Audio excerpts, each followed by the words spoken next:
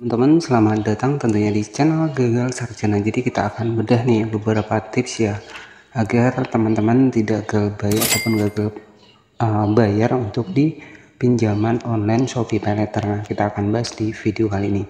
Apa saja yang harus kita terapkan ya agar kita tidak gagal bayar ya di Shopee Paylater. Oke, di sini kita langsung masuk di aplikasi Shopee, dimana untuk Shopee sendiri di sini kan menyediakan sebuah fitur yang namanya adalah Shopee Paylater ya. Jadi Shopee Paylater ini kalau teman-teman belum tahu, ini adalah sebuah sama dengan pinjaman online ya, dimana kita itu bisa beli produk bayar nanti. Nah, jadi seperti itu ya. Jadi beli sekarang bayar nanti, dan di sini juga ada limitnya nih sekitar 50 juta. Kemudian di bagian dari bawah di sini tuh ada simulasi cicilannya. Nah, kalau untuk cicilan minimal itu kurang lebih sekitar 500.000 ya. Kemudian maksimal di sini saya bisa mendapatkan limit kurang lebih sekitar 50 jutaan.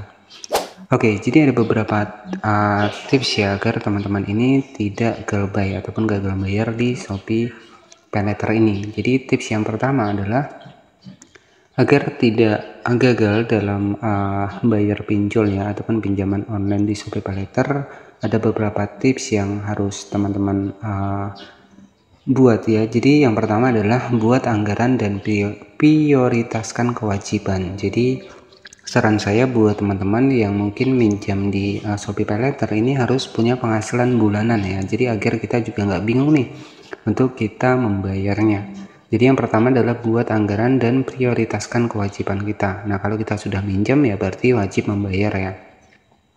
Kemudian yang kedua adalah perencanaan keuangan yang lebih matang, teman-teman. Jadi sebelum menggunakan Shopee Paylater ya pastikan buat teman-teman ini memiliki rencana keuangan yang jelas, dan juga tentunya perhitungan pengeluaran dan pendapatan bulanan agar bisa menyesuaikan untuk cicilan kita setiap bulannya. Jadi seperti itu. Nah, itu untuk tahapan yang kedua. Kemudian yang selanjutnya ya agar kita bisa dipercaya juga, di sini yang kedua adalah bayar tepat waktu. Jadi usahakan untuk membayar cicilan tepat waktu, karena di sini kalau kita terkena denda biasanya ya bunganya akan semakin tinggi ya. Jadi menjaga agar tidak ada keterlambatan adalah hal yang sangat penting ya kalau kita memang sudah menggunakan yang namanya adalah pinjaman online ya. Jadi selanjutnya, untuk yang selanjutnya adalah gunakan fitur pembayaran minimum. Jadi jika merasa kesulitan ya kita menyesuaikan dari kemampuan kita sendiri. Jadi jika merasa kesulitan untuk membayar, cobalah untuk membayar jumlah minimum. Jadi kita itu meminjam juga harus ada rencananya terlebih dahulu. Kemudian yang selanjutnya adalah gunakan hanya untuk keperluan mendesak. Nah, jadi di bagian dari sistem pinjaman online ini ya, kalau memang kita nggak mendesak ya saya sarankan jangan ya teman-teman, karena di sini juga beresiko nih kalau kita sempat gagal bayar ya, itu akan mempersulit buat diri kita sendiri. Jadi seperti itu ya beberapa tips agar teman-teman tidak gagal bayar ataupun telat bayar pinjaman online untuk di Shopee Paylater ini.